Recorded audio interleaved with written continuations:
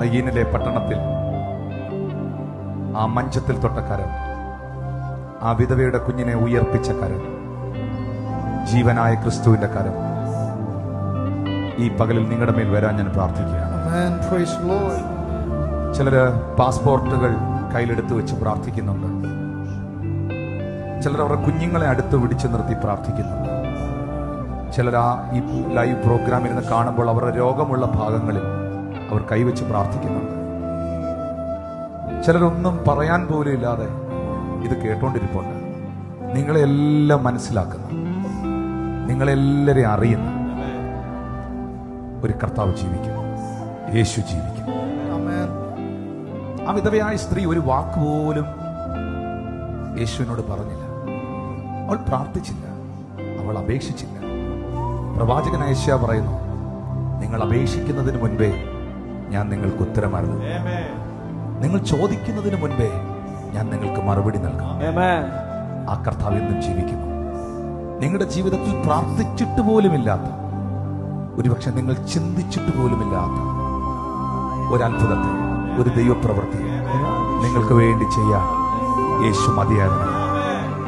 ആ പാപിനിയായ സ്ത്രീ യേശുവിന്റെ കാൽക്കൽ വന്നിരുന്ന് കരഞ്ഞു. കണ്ണുനീരുകൊണ്ട് കാല് കഴുകി, തലമുടി കൊണ്ട് അവൾ തുടച്ചു. ഒരു വാക്കുപോലും അവൾ യേശുവിനോട് പറഞ്ഞില്ല. ഞാൻ പാപിയാണെന്നോ എന്റെ പാപത്തെ ക്ഷമിക്കണമെന്നോ ഒന്നും പറഞ്ഞില്ല. അവൾ കണ്ണുനീരുകൊണ്ട് കാൽ കഴുകി, തലമുടി കൊണ്ട് തുടച്ചു. ഉടനെ യേശു അവളോട് പറയുകയാണ്, സ്ത്രീയെ, നിന്റെ അനവധിയായ പാപങ്ങൾ മോചിക്കപ്പെട്ടിരിക്കുകയാണ്. അവിടെ കണ്ണിൽ നിന്ന് ഒഴുകിയ ചൂടുള്ള കണ്ണുനീരിൽ നിന്ന് പ്രാർത്ഥനകൾ, അവളുടെ ഹൃദയത്തിന്റെ വേദനകൾ, അവൾ ആരെന്നുള്ള യാഥാർത്ഥ്യം യേശു മനസ്സിലാക്കുകയായിരുന്നു. യേശു അവളെ തിരിച്ചറിയുകയായിരുന്നു. ഇന്ന് നിന്നെ അറിയുന്ന, മനസ്സിലാക്കുന്ന ഒരു കർത്താവുണ്ട്. മനുഷ്യൻ മനസ്സിലാക്കാതെ പോകുന്നിടത്ത്, കുടുംബക്കാർ മനസ്സിലാക്കാതെ പോകുന്നിടത്ത്, സഭാവിശ്വാസികൾ മനസ്സിലാക്കാതെ പോകുന്നിടത്ത്, ഒരുപക്ഷെ നിനക്ക് വേണ്ടി പ്രാർത്ഥിക്കുന്ന നിന്റെ പാസ്റ്റർ പോലും, നിന്റെ ഭർത്താവ് പോലും, നിന്റെ ഭാര്യ പോലും, മക്കൾ പോലും മനസ്സിലാക്കാതെ പോകുന്നിടത്ത് നിന്നെ മനസ്സിലാക്കുന്നൊരു ദൈവമുണ്ട്. നിന്റെ കരച്ചിലിനെ കാണുന്നൊരു ദൈവമുണ്ട്. ആ കർത്താവിന്റെ കരം ഇന്ന് പകൽ നിങ്ങളുടെ മേൽ വരാൻ ഞാൻ പ്രാർത്ഥിക്കുകയാണ്. മതി, മതി, അത് മാത്രം മതി, അത് മാത്രം മതി. ആ കൈ എന്റെ മേളിലൊന്ന് വന്നാ മതി. ആ കരം എന്റെ കുഞ്ഞുങ്ങളുടെ മേളിലൊന്ന് വന്നാൽ മതി. ആ കരം എന്റെ സാമ്പത്തിക മേഖലയിൽ ഒന്ന് വന്നാൽ മതി. ആണിപ്പഴുതുള്ള കരം എന്നെ ഒന്ന് തൊട്ടാൽ മാത്രം മതി. പെരുവെള്ളം കവിഞ്ഞു വരുമ്പോൾ അത് നിന്റെ മീതെ കവിയുകയില്ല. തീയിലൂടെ നടന്നാൽ നിന്റെ കാല് വെന്തു പോകില്ല. അഗ്നിജ്വാലകൾക്ക് നിന്നെ ദഹിപ്പിക്കാൻ കഴിയുകയില്ല. എന്താ അതിന്റെ കാരണം? ഞാൻ നിന്നെ എന്റെ ഉള്ളം കൈകൾ വഹിച്ചു. മതി, എനിക്ക് ആ ദൈവപുത്രന്റെ കരം മതി, എനിക്ക് എന്റെ യേശുവിന്റെ കരം മതി. ദൈവമക്കളെ, നിങ്ങളുടെ കരം ഒന്ന് ഉയർത്തിപ്പിടിച്ചേ, ഇവർക്ക് വേണ്ടി ഒന്ന് പ്രാർത്ഥിച്ചേ. യഹോവയുടെ വലങ്കരം ഉയർന്നിരിക്കുന്നു. യഹോവയുടെ വലങ്കരം വീര്യം പ്രവർത്തിക്കുന്നു. അവൻ ബദ്ധന്മാരെ കുഴിയിൽ നിന്ന് വിടുവിക്കുന്നു. ആ കരം തൊട്ട് ആശ്വസിപ്പിക്കുന്നു. കുഷ്ഠരോഗി യേശുവിനോട് ചോദിച്ചു, നിനക്ക് മനസ്സുണ്ടോ? എന്നെ ഒന്ന് സൗഖ്യമാക്കാൻ നിനക്ക് മനസ്സുണ്ടോ? കാരണം ആർക്കും എന്നോട് മനസ്സില്ല. എന്നെ ആരും തൊടാറ് പോലും ഇല്ല. കണ്ടോ, എന്റെ ശരീരം എല്ലാം കുഷ്ഠരോഗത്താൽ വല്ലാതെ വ്രണം നിറഞ്ഞിരിക്കുന്നെന്നാണ് അവൻ പറയുന്നത്. എന്നെ ആരും തൊടാൻ വരില്ല. നിനക്ക് മനസ്സുണ്ടോ എന്നെ ഒന്ന് സൗഖ്യമാക്കാൻ? ഞാൻ കരുതിയത് നീ സൗഖ്യമാകാ എന്ന് അവനോട് പറയും എന്നായിരുന്നു. പക്ഷെ ബൈബിളിൽ അങ്ങനല്ല എഴുതിയിരിക്കുന്നത്. അവൻ മനസ്സലിഞ്ഞു, കൈ നീട്ടി അവനെ തൊട്ടു. മനസ്സുണ്ട്, സൗഖ്യമാകാം എന്ന് പറഞ്ഞു. നിങ്ങൾക്കൊരു സത്യം അറിയാമോ? ഇതുപോലൊരു കരസ്പർശനം അവൻ അനുഭവിച്ചിട്ട് വർഷങ്ങളായി. ആരും അവനെ തൊടാറില്ല. ആരും തൊടാത്തവനെ തൊടാൻ ഒരു കരമുണ്ട്.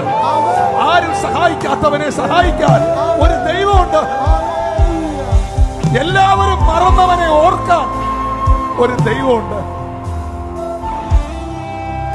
ആ കരത്തിൽ വിശ്വസിക്കുക. ഒരു പാസ്റ്റർമാരിലുമല്ല നിങ്ങൾ ആശ്രയിക്കേണ്ടത്, ഒരു വ്യക്തികളിലുമല്ല നിങ്ങൾ ആശ്രയിക്കേണ്ടത്, ഒരു സംഘടനയിലുമല്ല നിങ്ങൾ നിലകൊള്ളേണ്ടത്. Believe in God.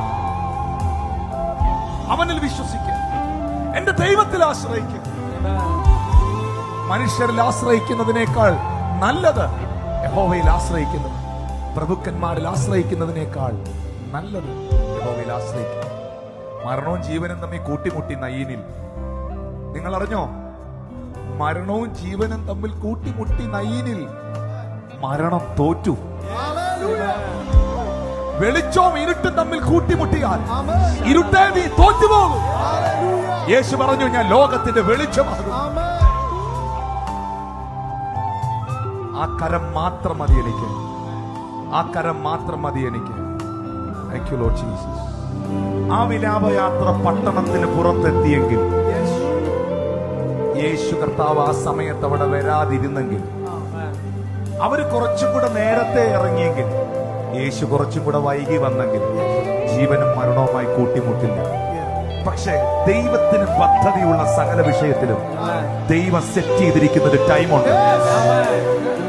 ആ ടൈമിൽ, ആ കൃത്യസമയത്ത് അവൻ നിങ്ങളെ തക്ക സമയത്ത് ഉയർത്തേ.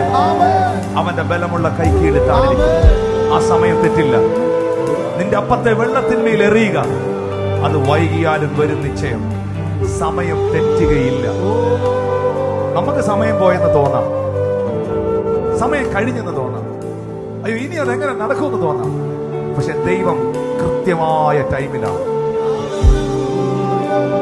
ദൈവത്തിന്റെ കരം ഇപ്പോൾ നിങ്ങളെ സ്പർശിക്കട്ടെ.